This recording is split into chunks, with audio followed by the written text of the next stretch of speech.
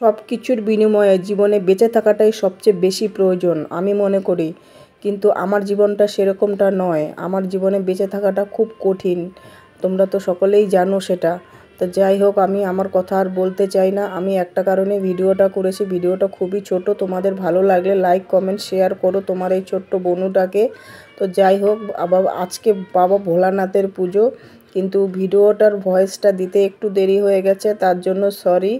আমিও ভোলানাথ বলতে কি বলো, সত্যি কথা বলতে নীল পুজোটা প্রতি বছর আমি করি, সবাই করে, সব মায়েরাই করে, আমিও সেটা করেছি। কিন্তু সবার আগে আমি আমার ঘরের বাবাকে দিয়েছি, ঘরের বাবা ভোলানাথকে দিয়ে সন্তুষ্ট তাকে করেছি। করে তারপর আমি আমাদের পাশেই আছে আমাদের মন্দির, একটা শিব মন্দির, সেখানে আমরা যাই। তো সেখানের ভিডিও তোমাদের দেওয়া হয়ে গেছে। এই ভিডিওটা দিতে একটু দেরি হয়ে গেছে, তার জন্য কিছু মনে করো না বন্ধুরা। তো যাই হোক, আমার বাবা ভোলানাথকে দেখো কেমন লাগছে দেখতে। তোমাদের ভালো লাগলে কিন্তু অবশ্যই তোমরা লাইক কমেন্ট শেয়ার করো। আমি অনেক কষ্ট করে ভিডিওটা করেছি। আমার শরীরটা সত্যিই ভালো না।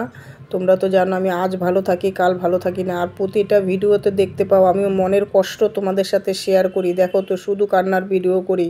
সত্যিই আমার মন থেকে খুব কষ্ট হয়, তুমি জানো না। আমি খালি ভাবি যে আমি আর কতদিন এভাবে বেঁচে থাকবো। তো যাই হোক, তোমরা আমাকে আশীর্বাদ করো যেন ভালো থাকি।